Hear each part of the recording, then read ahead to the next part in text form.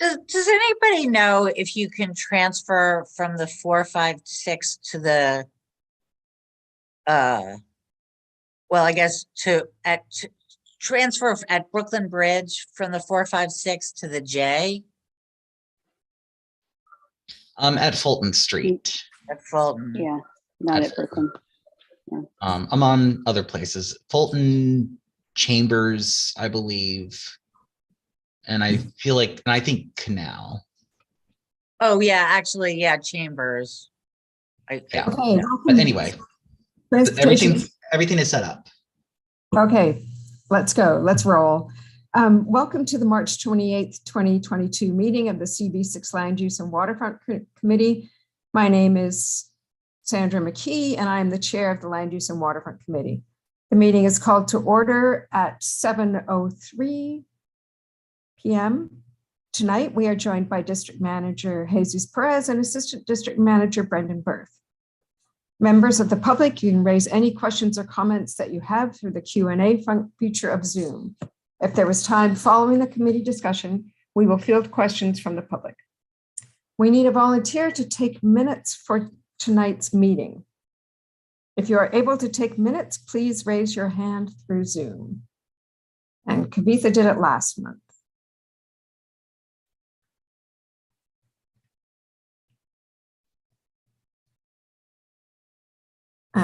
Do we have any takers?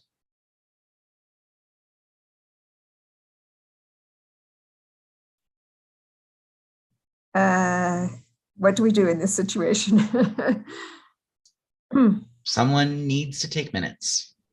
I think whoever has done it the least recently. Brendan, can you fill us in? I mean, Kavitha did it last month. Give me a moment.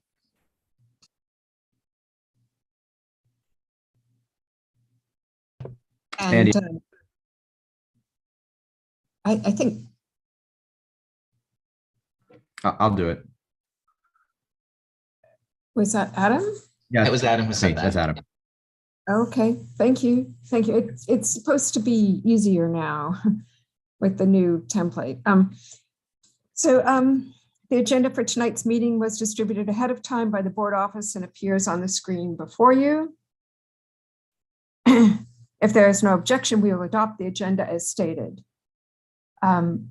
We have a little bit of a change in items on the agenda as our community planning fellow has to leave at 8 o'clock. So we're going to shift things around a little bit, but we will still have number one will be the same agenda item. If you object to the agenda, you may raise your hand through Zoom. Lou, you have your hand raised. I don't object to the agenda, but the method of amending the agenda was a little bit startling.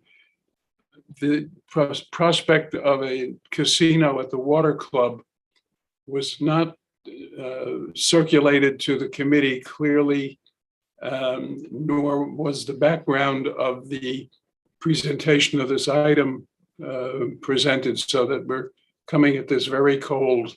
And I think this is going to be an item of major significance, and I would have expected it got somewhat better preparation for the committee to deal with it.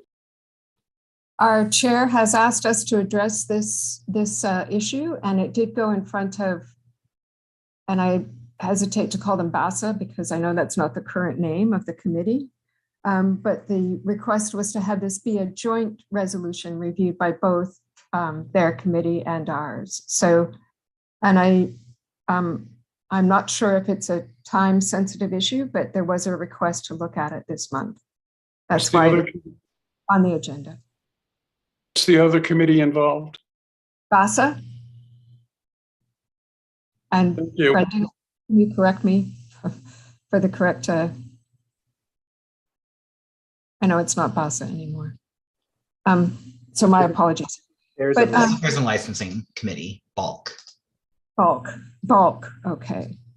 So if there are no objections, the agenda for tonight's meeting is adopted. The minutes from the February 28th meeting were distributed ahead of time by the board office. If there's no objection, we will adopt the minutes as drafted. Members of the committee, if you object to adopting the minutes, you may raise your hand through Zoom. Okay, seeing no objection, the meetings for the February 28th meeting are adopted. They will soon be available on the CV6 website. In order to conduct an efficient meeting, we observe a few ground rules. No one may speak until granted the floor. Committee members, if you have a question about committee business or wish to make a motion, please raise your hand through Zoom. The chat function should not be used for committee business or questions about agenda topics. All such remarks should be made on the record by raising your hand through Zoom. Chat should be used to alert us to any technical difficulties you're having or to state in writing information such as an email address that has already been stated aloud on the record during the meeting. When a committee member is given the floor to speak, I will identify you and you can unmute yourself so that you can speak. We are required by New York State law to create a verbatim transcript of the meeting. So please keep your questions and comments succinct and germane to the discussion. Okay. Sandy, Yes. just to interject here, I missed this because I was busy with other things, but we did not do roll call. Yes, please. Let's have roll call. Attendance will be taken by roll call. Brendan? Okay. Committee members, I will call your name and you will unmute yourselves. When your name is called, please say present. I will announce if there is quorum. Jim Collins. Here by telephone. Adam Hartkey. Here. Molly Hollister. Here. Kavitha Matthew. Present. Sandy McKee. Present. Jean is not here. Larry Shire. Present. And Seligman. Here. Lou Sapersky. Yo, Sandro Sherrod. Here. Letty is not here yet. And Kathy Thompson. Kathy's not here either, but we have a quorum, and apologies for the slight interruption. Thank you for the reminder. Agenda item number 1, and we have some of the committee members from Bulk here because we did ask them to attend and participate. This is the discussion on the prospect of operating a casino at the Water Club, an events venue located at 30 East 30th Street. And some of the history is that there was an RFEI, a request for expression of interest, that was held, and the deadline for that was the 12th or the 10th, I guess it was 12/10/2021, to see if there was interest for a casino in Manhattan. There were 9 proposals for a casino in Manhattan, and the Water Club was one of them. We have our electeds have shown up that they're not in favor of this particular proposal. Assemblymember Epstein, Councilmember Powers, Congresswoman Maloney, Senator Hoylman are all publicly opposed to this particular application. And I think also opposed to having casinos in Manhattan. The Water Club's lease expires in 2030. And this would be, I guess, probably assuming an extension of that lease. One of the items that I found particularly interesting was that they stated they would park 100 cars and also that they had a large expanse of waterfront available to develop. We have had a proposed resolution that the board has put together for us. I think, Brendan, can you put that up on the screen for everyone to see? For just a moment. Just give me a moment. I'm sorry, Madam Chair, who put together for us? The board. The board. The board being whom? office. Board Okay, office. staff. Okay. Actually, it's half written. It's got like some of the basic details, but as far as the why you're opposed or whether you're opposed, that is still to be filled in by committees and board members. Right. There has been no vote taken, or we haven't really had a very full discussion. At the bulk committee, there was some discussion, and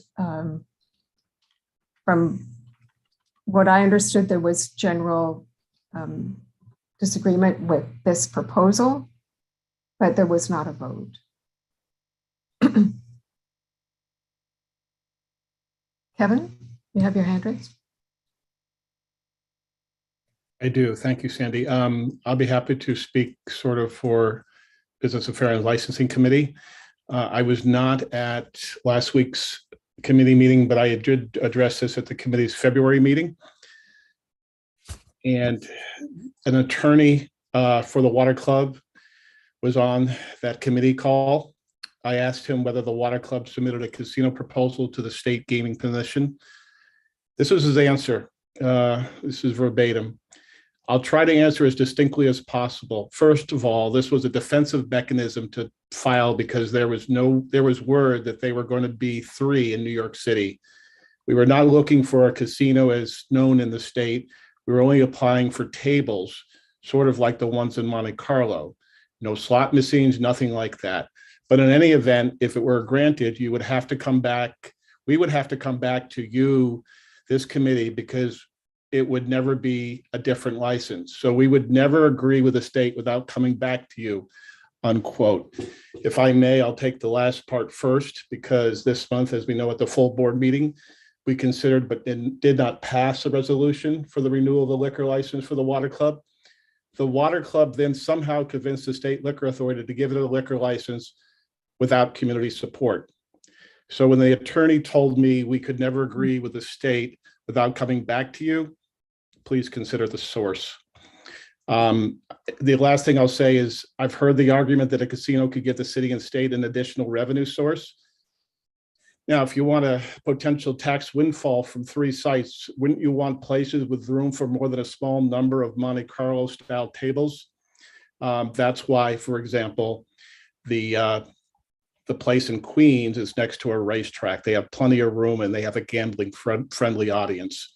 We've done a lot of research. The Atlantic reported that, quote, the impact of casinos on neighboring property values is unambiguously negative. They cited economists at the National Association of Realtors. Their analysis goes on. Casinos don't encourage non-gaming businesses to open nearby because the people who most often visit casinos do not wander out to visit other shops and businesses. A casino is not like a movie theater or a sports stadium offering a time-limited amusement. It is designed to be an all-absorbing environment that does not release its customers until they have exhausted their money. Lastly, people who live close to a casino are twice as likely to become problem gamblers as people who live more than 10 miles away. So I'll be quiet, but that's just to give you some idea of our reaction among some Business Affairs and Licensing Committee members. Thank you. Lou, you had your hand up?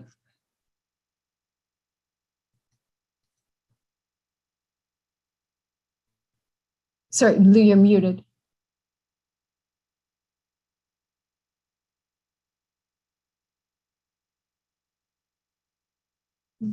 Lou, did you want to, you have the floor? No, I'm sorry, I'll pass. That was a mistake on my part. Okay. Do we have others who'd like to comment on this proposal? Oh, Larry, you have your hand raised? I find this to be intriguing because many cities have entered into this arena, and I think it merits further examination as to what their experience is, their success, their failures. And the fact is, in the submission by the Water Club, that the potential audience might be unique. The location, however, is problematic. Another venue location, larger in size, for example, Pier A might fit the bill. It's in Manhattan too, and it's separate from the kinds of contamination that was suggested just before on the neighboring community. It's a standalone location. It's very large.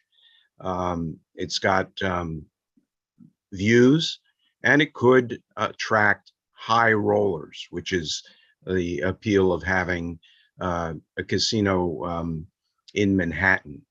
And to bring those folks into Manhattan, and they would have to stay or live here, it might have some merit to it and be worthy of further analysis.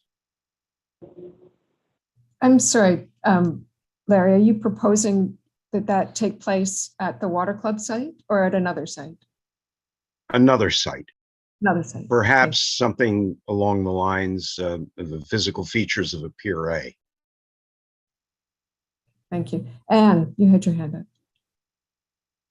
Yeah, I want to echo Kevin's comments. I thought they were very well said.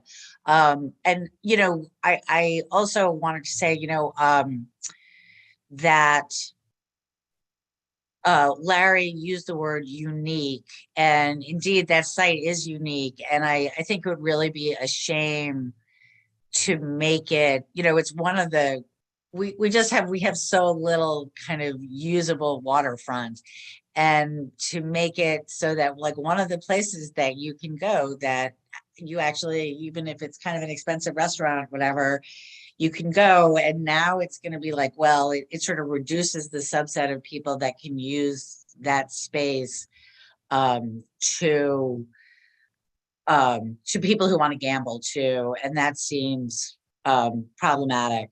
The other thing I'd say, and this is completely anecdotal and a very different situation, but my husband's hometown of a city of about 20,000 people brought in a riverboat gambling, and it was a complete disaster. Local businesses really suffered because people spent the money on the casino, which was not owned locally. So, it kind of didn't help. It meant money left the community instead of coming. The jobs they promised did not pan out. The tax revenues they promised did not pan out. And I think that can be a problem. Those kinds of things could be a problem here as well.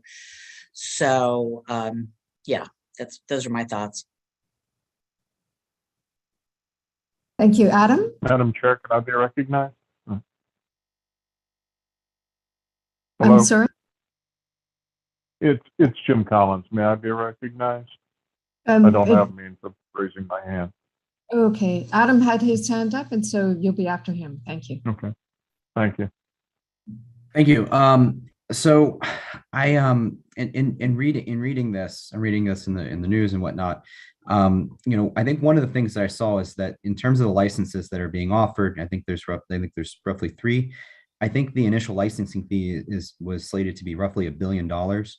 So I think in terms of the space that we're talking about and sort of the scope, I don't think this imagining of what they're trying to offer will even be able to clear or sort of meet those needs. I mean, in terms of talking about high rollers, we would be talking about a large professional sort of casino, on the scale of something like in Las Vegas, Atlantic City, Detroit, et cetera. Just the limitations that exist in that space, and both in terms of the scope that we've been told about and just in terms of the actual physical space in the waterfront, I just don't see it happening in any way, shape, or form. And if this is indeed envisioned to be something for high rollers, the only real amenity that, is there that is the heliport. Everything else about that area, which we've documented extensively in this committee, is substandard, for us residents. It's a shame. And I think if there's anything that come out of this, I think we should advocate that space be improved, not for high rollers in a casino that won't come to fruition, but, for us to use it, and to enjoy. Thank you. Thank you. Jim? Yeah, I grew up on an Indian reservation up the Seneca Nation of Indians, and my town has several casinos. I frankly don't like them. I find them to be depressing. That said, I understand that this, or I read it in one of the Post articles, I guess it was, that were circulated, that it was supposed to be table games. First, I'm getting that notion somewhere. I don't see that parking would be an issue because we have Uber.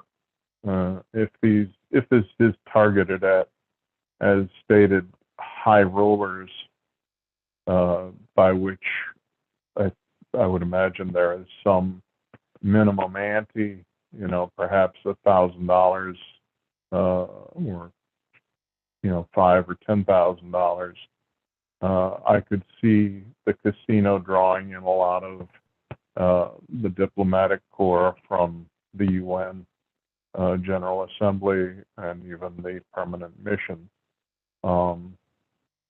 I'd be curious to know why elected officials are opposed to it overall, whether it's having to do with having one of these sites in Manhattan, or whether it's to do with this specific site.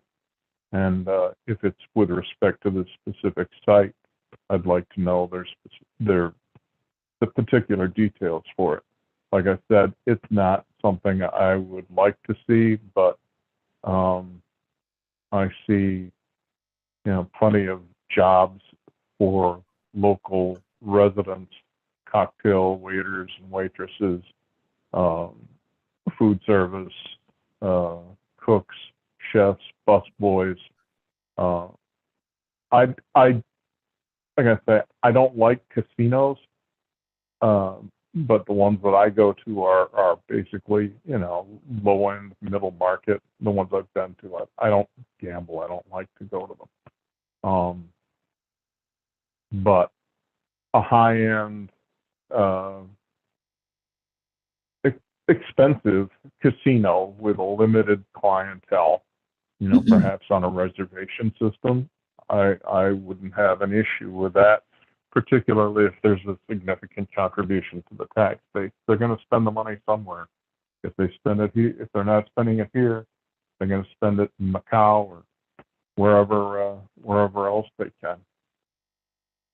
If they take in a show and buy a condo or buy a few nights at a high-end hotel, all the better for the New York City economy. Plus, they're going to go shopping, et cetera, et cetera. Like I say, it's not my cup of tea, but if that's what people like and they got the money to waste there, and I think you would if you had a high-end ante, which I think is entirely possible and something perhaps this board could suggest if we wanted to go ahead with this, I wouldn't have that big an issue with it. And like I said, we have Uber, so there's no need to have 100 parking spaces. And Jim, just to clarify, that was part of their proposal, that they would The 100 supply parking spaces. spaces. And I think, as is pretty clear, they do not have space where they are currently, so they would definitely have to extend out into the East River. There's just not the physical space. So it's probably For on a bar, parking. some other area. And my understanding is the reason our elected officials don't support this is because we have such better uses for our waterfront. And they know how much limited public space we have and how we as a community board have been advocating for a continuous waterfront for such a long time. Adam? Thanks. Question, I guess, I'm not sure if it can be answered, but let's say that they're awarded this license, is the stipulation that it has to be within that current spot, or is there a chance that it could, I don't know, move up to the solo site? Like, can that sort of, is it wedded in, or can it move north to the largest vacant lot that we have in the district? I'm not sure, but I think it is tied to the operator and the solo site. And, if they were to make I guess, once the operator gets the approval, I'm not sure how the process would work after that. Okay, thank you. Do any other committee members have comments? We do have 2 members of the public who wanted to speak.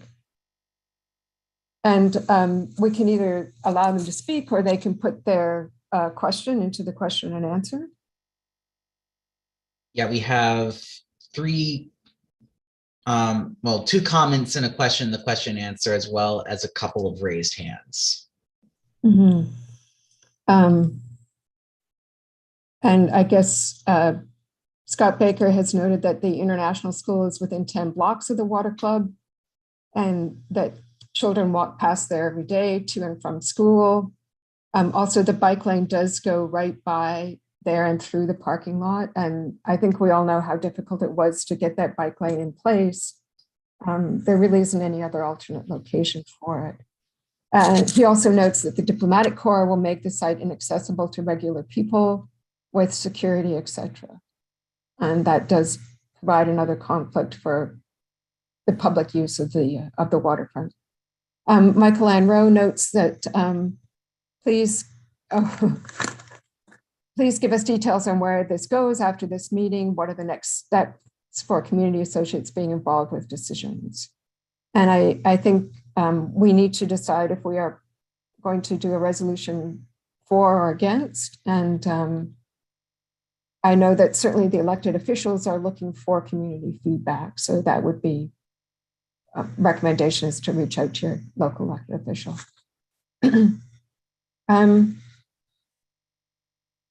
I see Anne's hand is raised.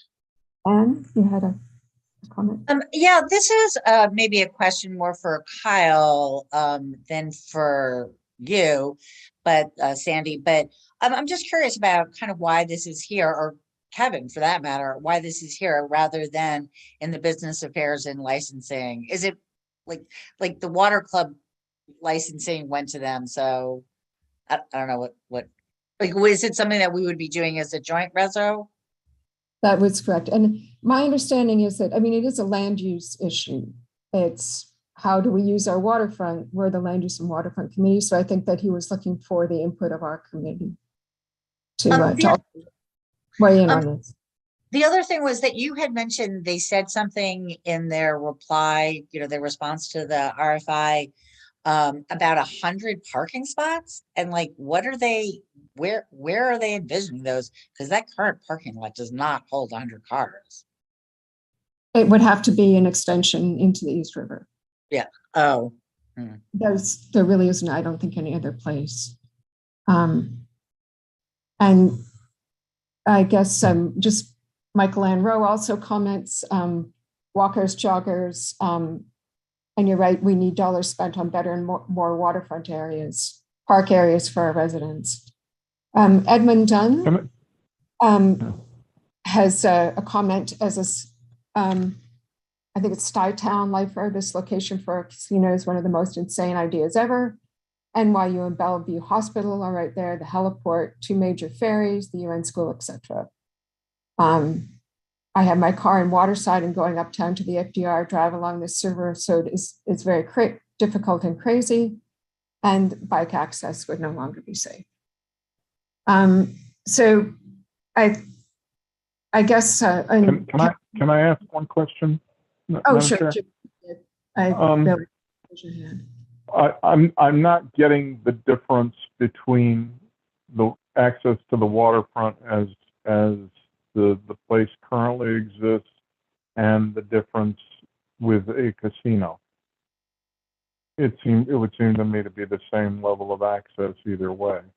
I think it's exponentially higher. Unless we're talking about getting rid of the entire thing, I don't see any difference in the level of access.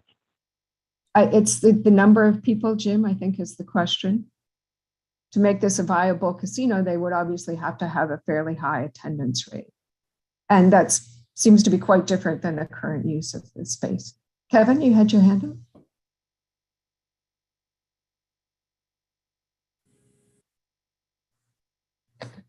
Yeah. You're on mute. Good. You're muted. While we're waiting on Kevin, this might be a good time to remind folks, especially folks like Jim who are joining us on the phone. If you press *9, that will raise your hand on Zoom, even if you are on the phone. *9 will raise your hand, so that's a handy tip. Yes, I know that. Thank you. sorry, I'm unmuted now. Yes, I had a whole question about the 197A plan. I mean, if we're taking this seriously, isn't one of the stated goals, as you just addressed, access to the waterfront? And it does, to me, that means more access, not you have to spend money to go inside a casino so you can see the water, more of the water. But the question is this a private restaurant, or is this a public restaurant? As we think we know, those of us who are at full board, there is literally a sign nailed over a sign that said a restaurant. The new sign says private events. Do we even have a handle on whether this is going to be a public accessible area? I'm afraid we don't know that. But a casino theoretically is accessible. Sandro. Yeah, so I just want to, I mean, in thinking of the size and magnitude of a casino at this location, I think we're kind of fixated on the existing structure that is the water club. But this seems like this would be a complete repurpose of that waterfront, akin to something not in terms of size, but in terms of complexity, maybe more like Waterside, where there is extension, as you were mentioning, Sandy, into the water, because 100 parking spaces alone is a massive increase in the amount of usage of that space, let alone the actual casino and the administrative space that would accompany that. So I think this would definitely be a complete redesign of this space. Not to say that couldn't be done with some sort of bike path, walking path alongside, much like we have around other obstacles in the district. But I think that this definitely does not comport with what we originally had as intent in terms of usage of our waterfront. Adam. Thanks. Sorry to belabor the point, but I actually clicked on the RFI respondents. And so, so the water club's response was literally 3 pages. Like, I think in total, it was 200 words. It's competing against Hard Rock, Win, and there's I think another one. I mean, with 40-page presentations. I mean, these are Fortune 500 companies. They're not going to win this. I guess the question is, if the other 3 actually do win, could they consider the space, or has anybody else looked through those RFIs to see like what they were thinking? And I'm not sure. So it does come back to the point, do we want to advocate to not have a casino, or do we want to say we're willing to go through the process and see this develop, what happens? And we have Anne? I would certainly be happy with a resolution opposing kind of this or any casino, or even if we want to go further, opposing anything there that would increase the development of the waterfront for anything other than public use. And yeah. Great. So could we have a vote on that proposal? On that direction for a resolution? Sandra? I'll second that. So, yeah, as a resolution. I was going to do it myself. No. So could we move forward with a vote on that particular basis for a resolution? Yes. So when I call your name, please say whether can we state the resolution, please? Okay, it's a resolution against using or developing this space for any other use than public use of our waterfront. That's the sort of brief. Okay, thank you. Yeah. Larry, are we ready to vote, or you wanted to? No, clarify? I have a question for Ann. Ann, what is a public use of a waterfront? Is a public restaurant a public use of a waterfront? You have to buy a dinner, or you go to a snack bar, or buy an ice cream cone. What is the differentiation between a private and a public use, which has private aspects to it? I think for me, it's really kind of the expansion of the current space for, yes, I would say anything that requires payment to enter it is not public space. Well, I'm not sure I can support that. Theoretically, I don't think you need to pay to enter a casino, but there are restrictions. It's not totally open to the public. There are age restrictions, I believe. Well, I mean, theoretically, you can go to a restaurant and buy a cup of coffee too. So, Right. like that's so, but I guess my concern is that they were talking about, I don't, have the numbers in front of me anymore, but it was like talking about, what was it, like 780 feet of waterfront? Like, I don't want somebody putting a structure there when we're working really hard to try and expand, like genuinely public. Like, if something is going to be built there, it's going to be so much harder for us to ever get something that enables pedestrians and cyclists to do something besides going through a parking lot. And so I don't want to open the door to that. Well, then I think then of voting. So if well, I was going to help refine the thought that Ann just expressed. go ahead, if it helps, you think, to clarify the question. I think the concern is not as much the commercial aspect of it as the increase in the footprint of the waterfront. If they're going to bring in a huge new barge that would support a commercial venture, then we're really concerned about the intensity. Okay, let's vote. Brendan? Okay. When I call your name, please say whether you are in favor, oppose, abstain, or abstain for cause. Jim Collins. I'm abstaining. I don't think we know enough yet, and I don't think we have, that we've allowed the applicant to make whatever amendments he may want to comply with our requirements, our requests. I mean, I could envision this. Thank you, Jim. Thank you. Let's move on. We've got a long. Much more.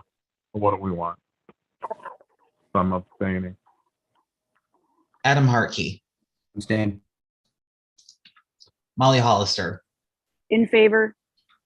Kavitha Matthew. In favor. Sandy McKee. In favor. Larry Shire. Opposed.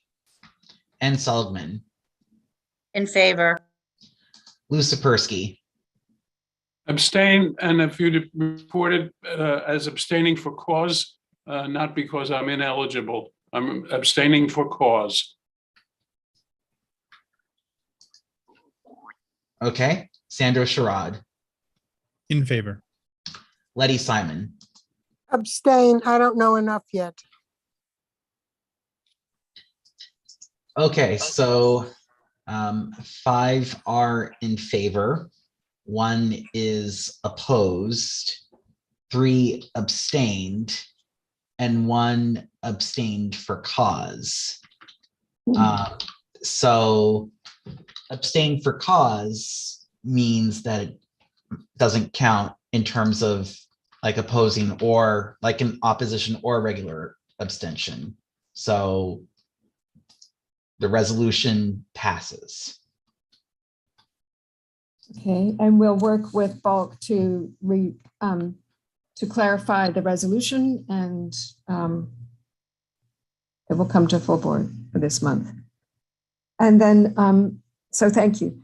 And do we, I can work with Claire, or if there's someone else who'd like to help me in writing the reso. Okay, let's move on. Our community planning fellow, Kavith, is going to introduce this next item. He has to leave at 8, so we're moving him up on the agenda. Thank you. Okay, thank you, Sandy. And I'm going to just really briefly introduce you, Kieran. Everybody, I think, on the committee knows Kieran, and to those of you from the public, he is our community planning fellow who has spent the last few months kind of researching our 197A plan to see what items remain and are viable, and what the results of past items have been, actions that have been taken, things that have not been done, and which ones we want to move forward with. So he's created a matrix, which is turning into sort of a more developed report. And he's going to tell us a little bit more about what he plans to do with it. He doesn't have too much more time on this project, so we're going to hear a bit about his proposal for the final deliverable on it. So take it away, Kieran. Thanks, Kavita. Can you all see this slideshow? Cool. Tonight I just have a status update on what I've been researching in March since the last time I presented. So the 197A plan made a series of recommendations for how the city should improve the area going forward. And I'm kind of working on figuring out which have been implemented, which haven't, and which are maybe less relevant now. So at the February meeting, I showed you the chart I made to keep track of the status of these recommendations. And I've spent some more time putting like the finishing touches on this chart in the last few weeks. And one of the changes I've made in response to feedback at the last meeting is to add a new category for recommendations that are in progress. So with that recategorization, the breakdown is that from the 197A plan, 7 recommendations have been fully implemented. And these include putting a Avenue A entrance on the First Avenue L train stop, and also the inclusion of an elementary school at the Solo First Avenue properties, which was accomplished with the opening of the River School next to the American Copper buildings. 16 have been partially implemented, and these kind of run the gamut from traffic calming measures and bike lanes to affordable housing, to improvements to the East River Esplanade. 4 I've categorized as in progress, and these are all about the East River Esplanade, including the 15th Street flyover, the new pedestrian bridge at 54th Street, and then the various like separate efforts to close the other gaps in the Esplanade. 15 have not been implemented, including efforts to remap streets, create contextual zoning districts and new landmarks, and then all of the recommendations related to the main solo development site on First Avenue, which has yet to be developed. And then I have 2 classified as outdated, which both concern the potential for digging a tunnel for the FDR, which isn't really seriously on the table anymore. And then the other thing I've been working on in March is putting together a report on the existing conditions of CD6. So the report will have chapters on demographics, housing, land use and zoning, transportation and streets, and then sustainability and resiliency. So as an example of kind of what's going into the report, I'll talk a little bit about the housing section tonight. So as you can see in the top right chart, in 2019, CD6 was one of the least affordable places to rent in the whole city, with a median monthly rent of $2,600. And the map on the left comes from a report that George Janes put together on the loss of rent stabilized units in Manhattan. The orange and red bubbles that cover the map show places where rent stabilized units have been lost. And these are partially offset by the smaller number of blue and green dots, which represent rent stabilized units gained. But on net, CD6 has lost over 3,000 rent stabilized units since 2007. And then finally, the bottom right map shows inclusionary housing areas.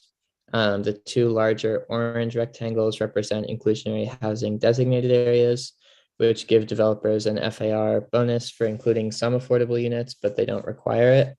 And these rectangles are on the solo First Avenue properties. And then the small red rectangle on the north side of East 33rd Street represents the only mandatory inclusionary housing, or MIH, zone in the district. And MIH requires developers to build affordable units. And this particular MIH zone was actually developer initiated. So it wasn't like the city's plan. The developer actually wanted to build an MIH project here and went through the process of rezoning the site. And aside from these three areas, the rest of CD6 has no zoning incentives for affordable housing. Another research that I'm incorporating into the report is the National Housing Preservation Database.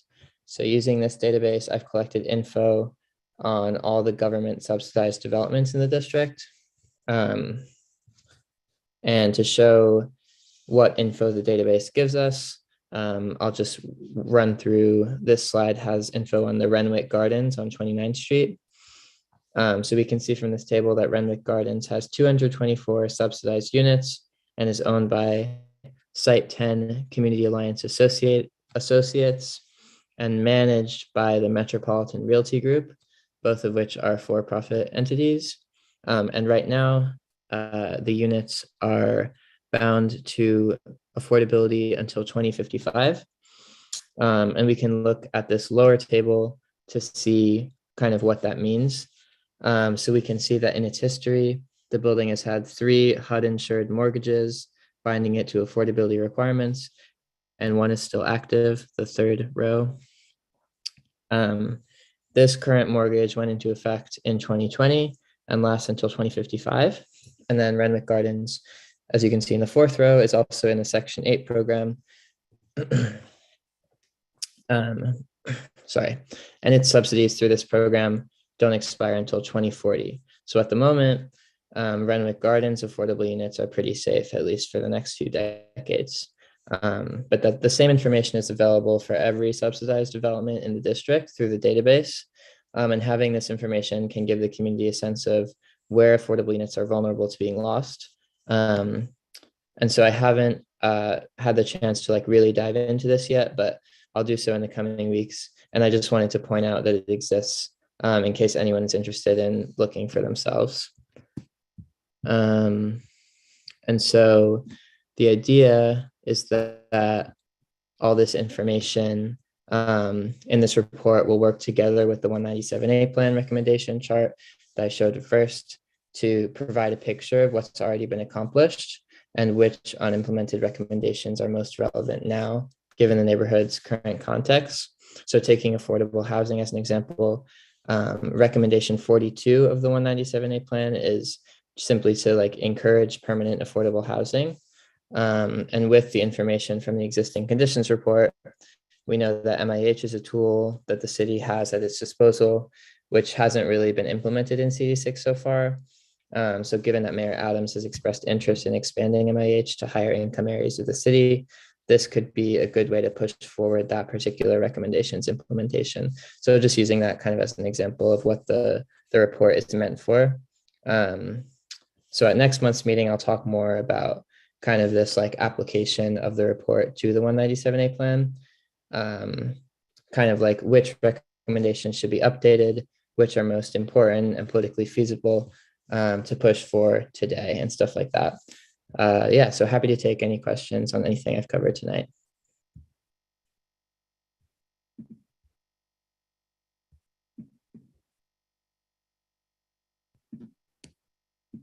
Thank you. And are you looking for any additional feedback from the rest of from the committee or from other committees at this point?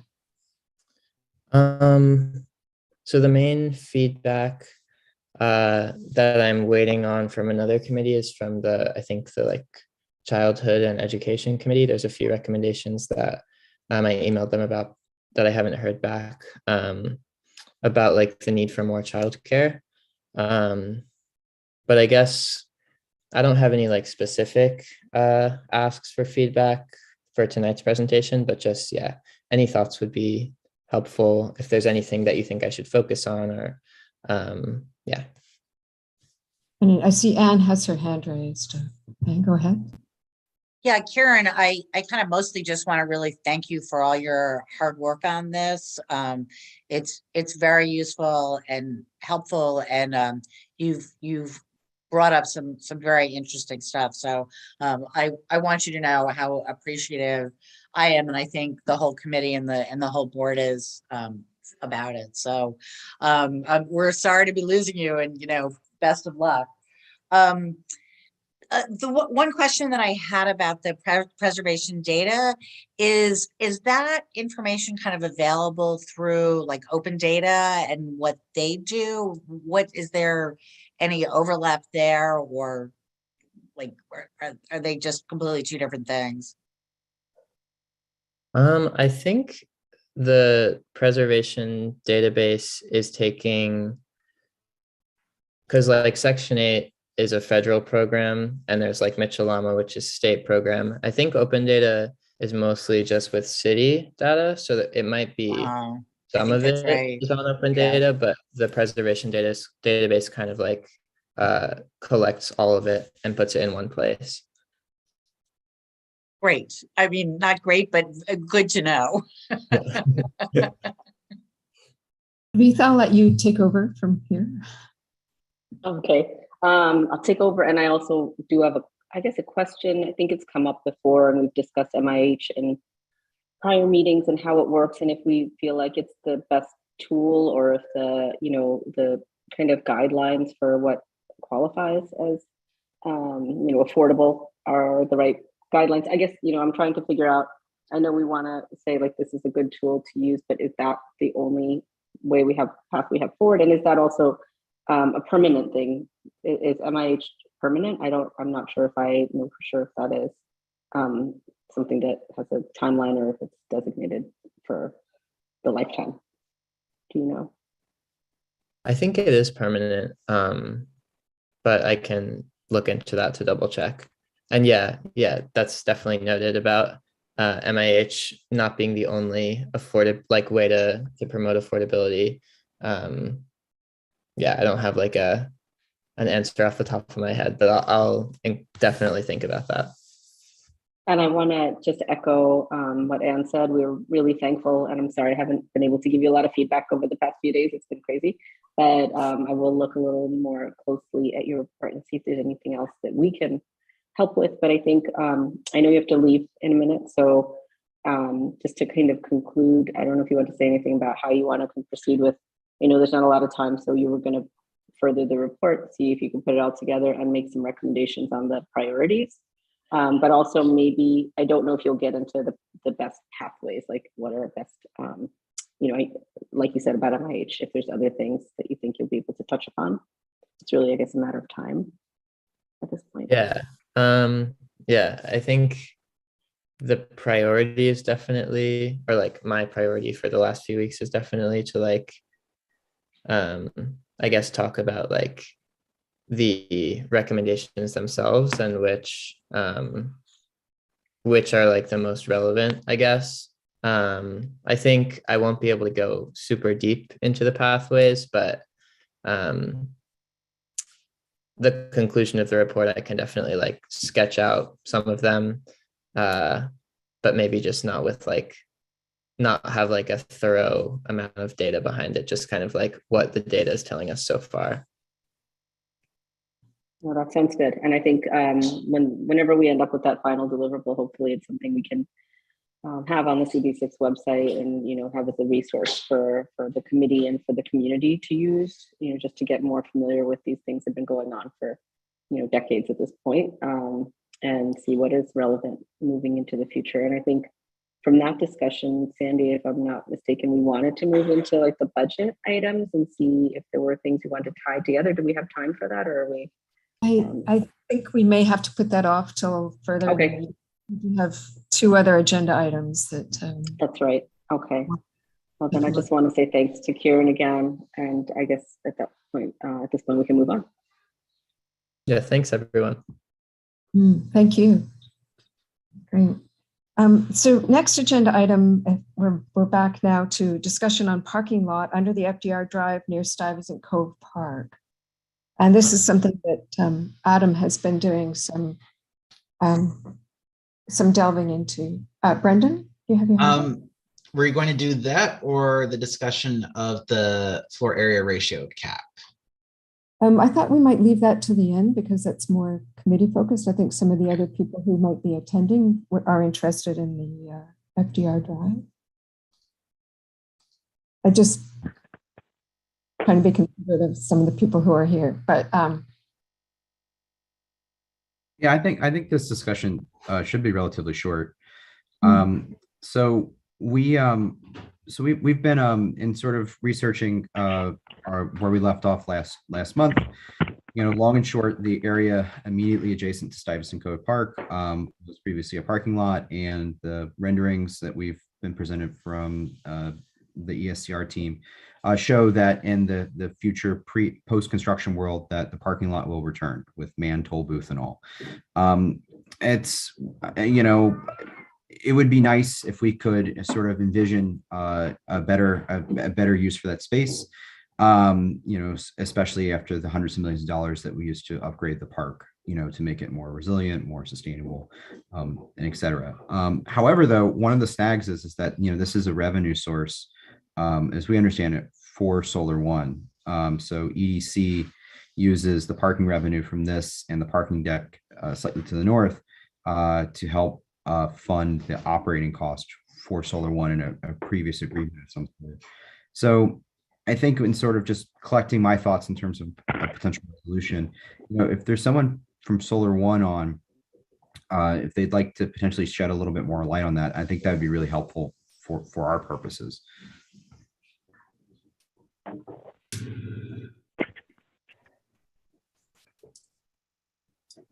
Sandy, I see Dina. Sorry, Dina, would you like to go ahead then? Sure. Yeah, as I just put in the Q&A, so the funding agreement with EDC is actually funding for the park itself, not for Solar One's operating costs, but actually for the maintenance of the park.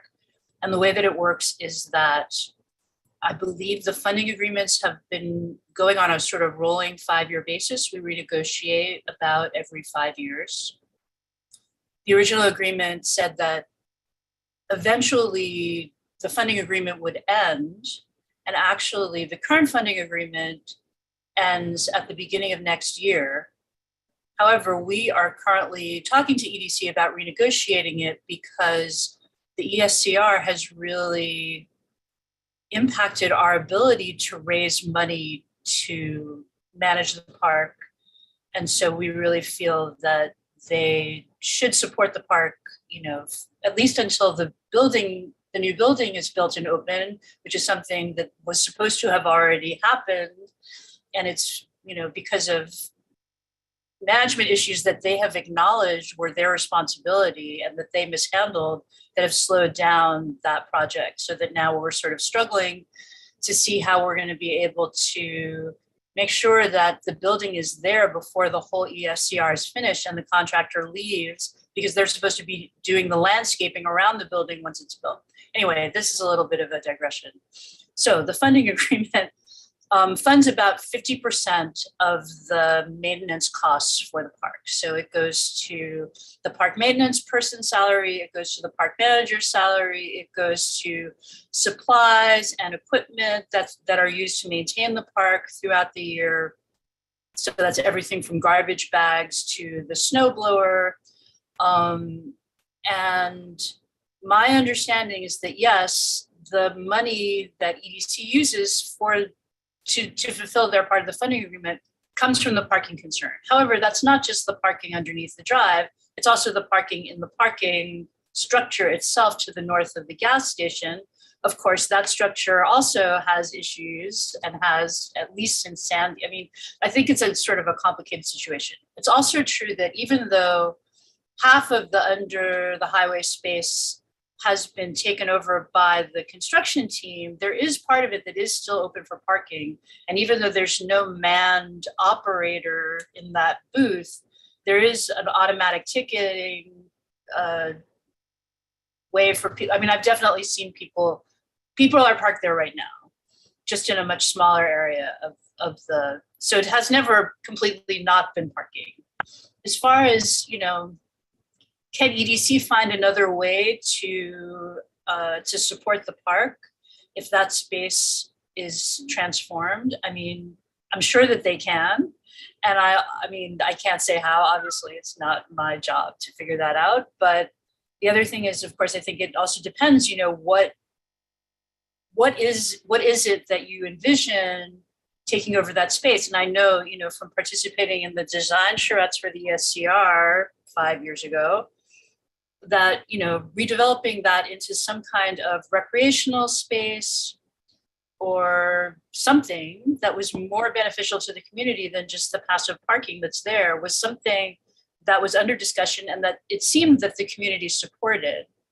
And I guess that's about all that I know about it, except that the other thing, of course, about that space is that it has, especially over the last few months, become a real magnet for people living there.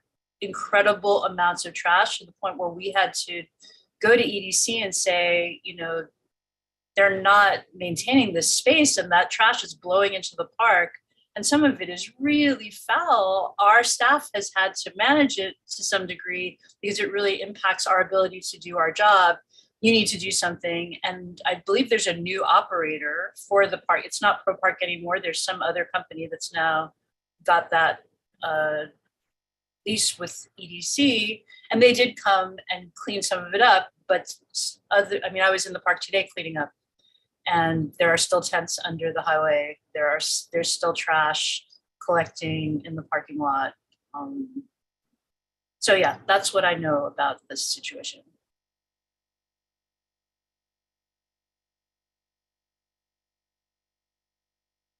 Adam, I'll let you. Oh, thanks. I guess, Dina, my follow-up is there, do you know how much annually the EDC contributes? Do you have a dollar figure by chance? I think it's around $120,000, which we match with another $120,000. Thank you.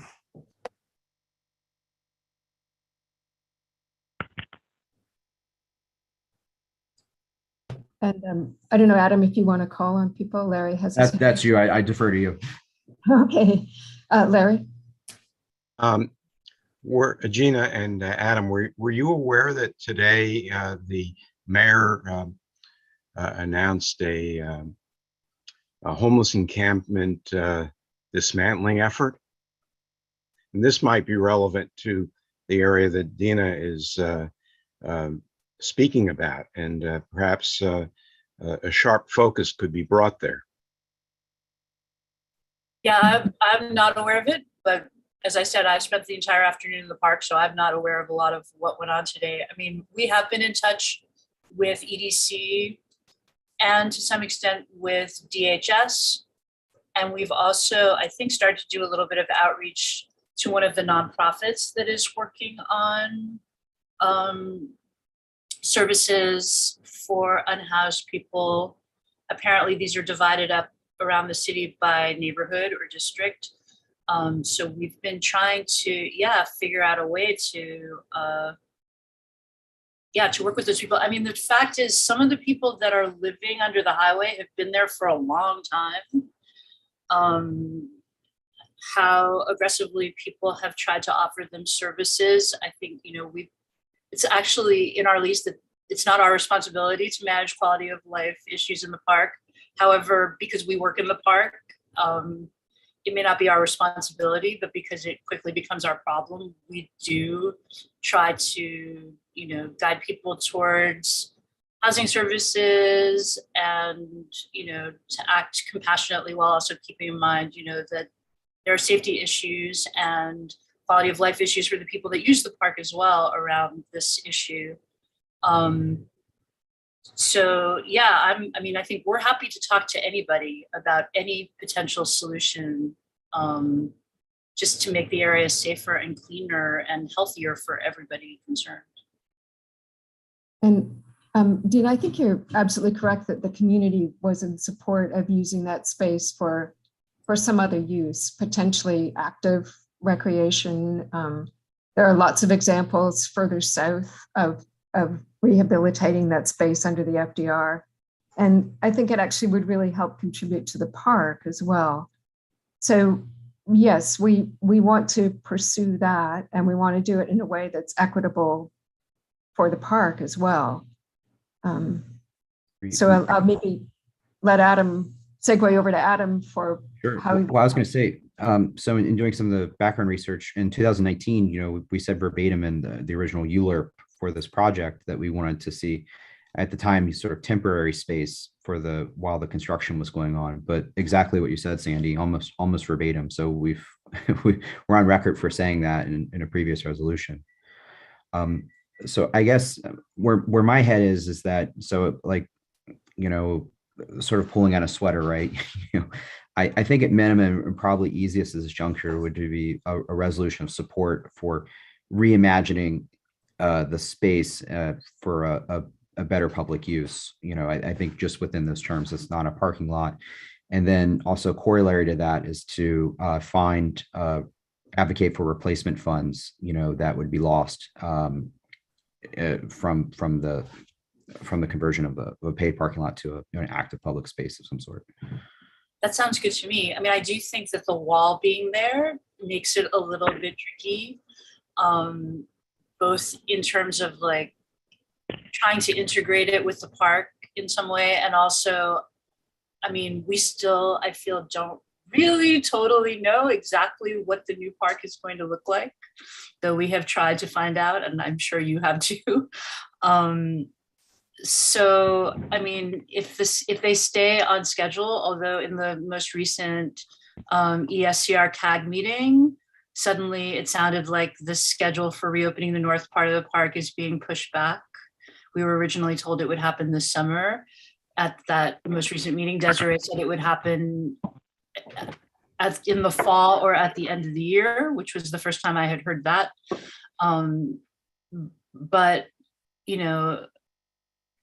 I think it still hasn't been fully made clear, how safety issues are going to be addressed now that there's an 8-foot wall between the park, the bike path, no sight lines from Avenue C, and so on and so forth. We were originally under the impression that the park was going to be elevated on the west side in a way that there would be a walkway at the top of it. It's not clear from the renderings that are currently available whether that's like, it now looks like parts of it are elevated, but in some places the wall is exposed. I just think, I think we are not against having that space changed and activated in a way so that there's more recreational space, more open space, more opportunities for any kind of community engagement on the waterfront, I think is something that we think is a good idea for the community. So, and the support, for the continued funding is also very much appreciated. Larry, did you want to second that for a vote?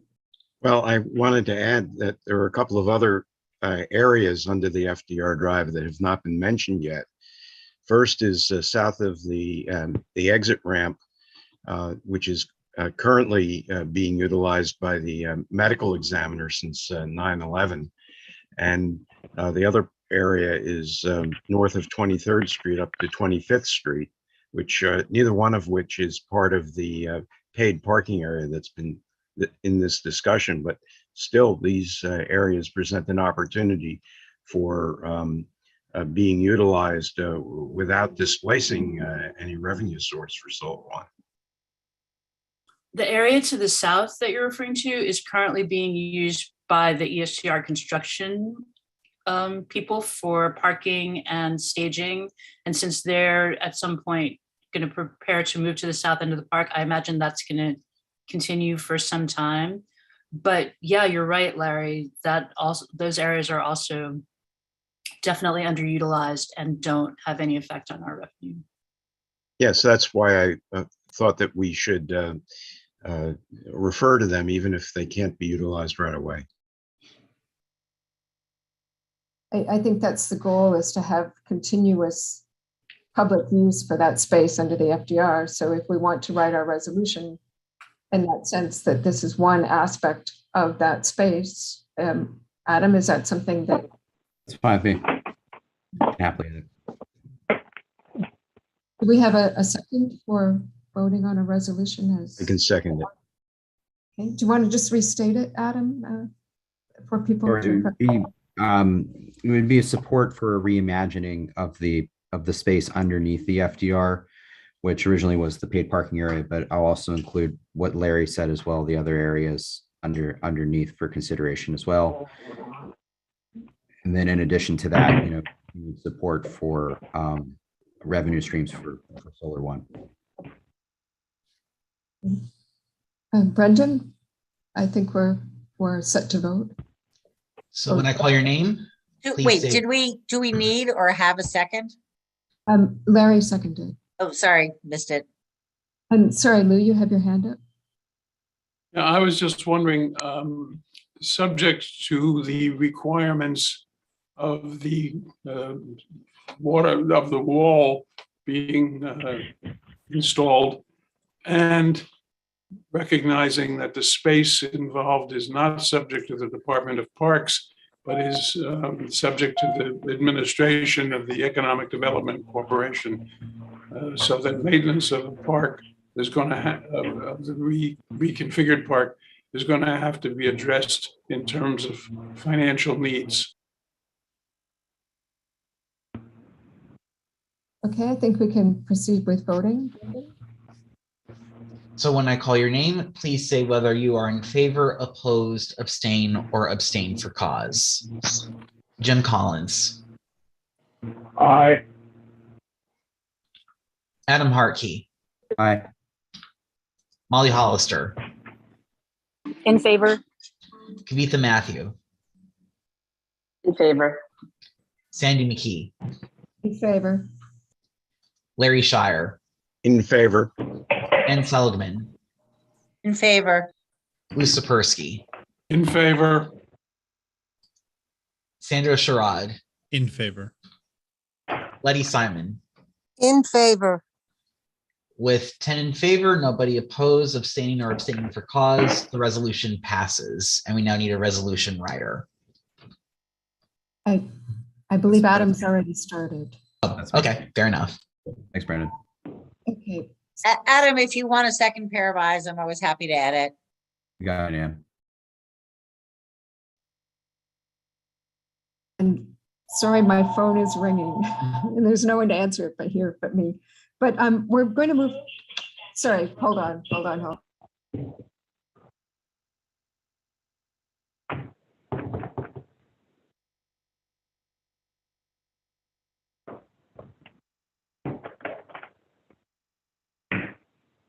Sorry about that. So the next agenda item we have is the lifting 12 floor area ratio cap. And George Janes did prepare a memo for us, which I hope everyone had the opportunity to take a look at. It's very thorough and I think brings up a lot of good points. I did speak to Senator Kruger's office, and apparently this issue is no longer part of, it will probably not be part of the state budget, which was the first concern, one of the reasons that it came up as an issue, but that it is something that every once in a while does come up and gains support from various members of the New York State Assembly. So Senator Kruger is against it, against lifting the cap, and it's something that we may not want to vote on or do a resolution on tonight, but that certainly there was a lot of very interesting information and something that we probably should have an opinion on. Did anyone want to comment?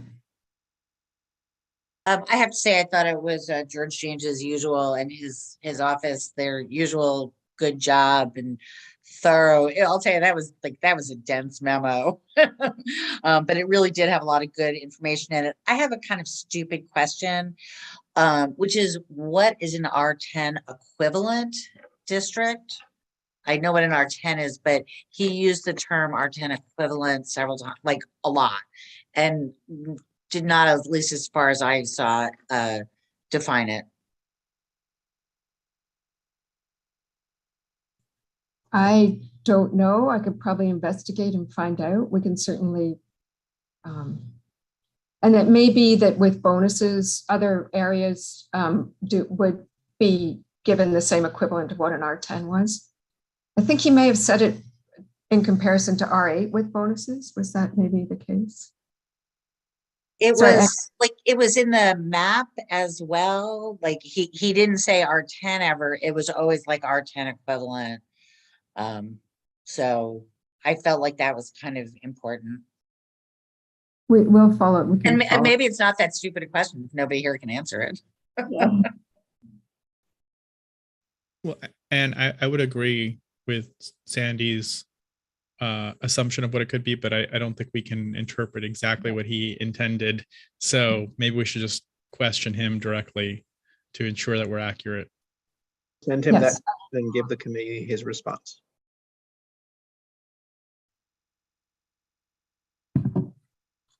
Any other comments on the memo? And we can always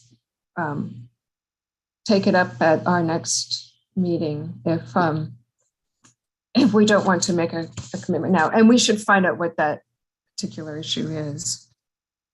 Do we have any other questions for him?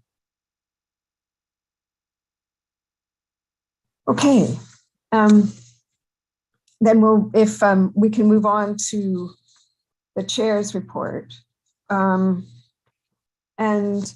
I also attend the CAG meetings for the ESCR, and actually Project Area 1 has a much stronger representation. So in a way, we get a little bit of a short shrift for our part of the project, but if there are any comments or questions, it is a good opportunity to ask. And you'll notice that Desiree did not come tonight because she said there was no new information. And one thing that Asher Levy is going to be opening soon, apparently it is on schedule. And as Dina noted, they talked about the end of the year for the Stuyvesant Cove Park. And I think that's maybe it for old and new business. Lou has prepared a reso, and he's on the agenda for next month. Lou, do you want to give us a prequel? Yeah, there's a proposal for the state to equip garages and parking lots and so on outlined in the draft resolution for electric recharging. There'll be another resolution on the same subject addressing different issues next month also. But this is coming to the legislature now and or in the relatively near term. And I think that supporting the proposal is probably in the long term in our best interests. And it's all right if we take the month to look this over and think about it, and we talk about it at next month's meeting. Are you going to present a second resolution at that time as well? Yeah, I have a second resolution that I've been working on a related subject, not identical to this, but dealing with other issues of automobile recharging. Okay, and Anne, you had a question? Yeah, thanks for this, Lou. I thought it was really interesting. I did have a couple of questions. One is, I actually just happened to be driving on the Taconic, and at that Taste of New York place, I noticed there were a couple of charging stations. So I checked it out, and I noticed that in order to charge a car there, you have to have like a specific app. And so I did not get a chance, I'm sorry, to look at the the bills in this Assembly and Senate. But I feel like I would hate for I would hate for an electric car owner to need 14 different apps depending on kind of where they are. And so I wasn't sure if that was part of the standardization that was mentioned. The other question that I had when I was kind of checking out these charging stations was that maybe it's in the app, but since I don't have the app, I don't know. But I thought it would be valuable that there should be some transparency, both in the pricing and in the energy source. One of my pet peeves is that people think that electric vehicles are totally green. And you know what? If the electricity to power them comes from a dirty coal plant, all you're doing is moving it from non-point pollution or from point pollution to non-point pollution. So, or vice versa. So I'm just curious about whether that also is kind of part of the legislation, is that transparency in pricing and the energy source. That is not particularly germane to this because these are state operated, state owned, and servicing state operated and state owned vehicles only. This does not deal with private car owners or private businesses. So what's the open parking lots that, like, because it says open parking lots and other parking facilities have installed and maintained charging stations for plug-in vehicles. The state operates open parking lots also, and that's to be included in the coverage. It's just a matter of making sure that all state operated parking facilities are covered by the legislation. Well, the second resolve is clearly about public charging stations. I mean, that's a different Senate bill, but anyway, I just feel like it's at least a question we should raise because it was a question I had when I looked at them. So, but thank you, Lou. It's a good job on the resos. Larry, just as an aside, recharging facilities are starting to be very much available in privately owned and operated garages for private vehicles.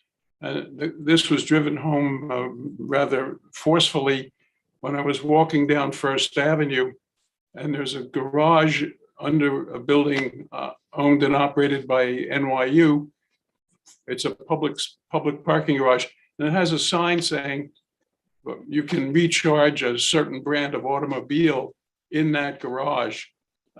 So that we're really playing catch-up ball with some of this, and it'd be a good idea to pass the state bill and then deal with some of these other issues later. And sorry, Larry, do you still have your hand up? Yes. Go ahead. You did a great job here, Lou. I'd be willing if other people were amenable to passing this month. I think it's pretty self-explanatory, but I can wait till next month. I have a couple of questions that go beyond the scope of this. One related to what Anne was speaking about, and that is maybe we should be thinking in terms of having a public utility regulatory commission that oversees how electric charging in the private area comes to be, particularly if there's a restriction on a particular kind of vehicle. Maybe it needs to be made, the charging facilities need to be altered or upgraded so that they could handle all different styles of recharging. That's one thing I wanted to put out there. The other thing is, in terms of state-owned and operated facilities, you have a large parking lot or a series of large parking lots at state parks, and those could have canopies that have solar cells that both shade the cars and provide a source of some of the power that's used for charging vehicles in those parking lots. Jones Beach State Park is the place that just came to my mind as being a perfect place to try this out.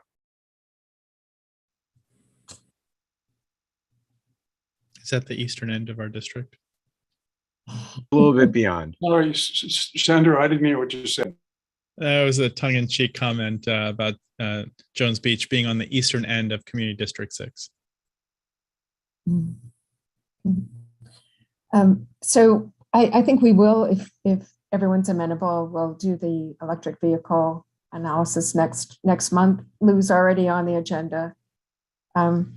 And is there any other new or old business?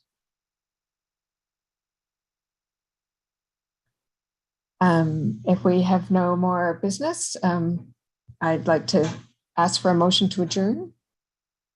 So moved. Great, thank you, everyone.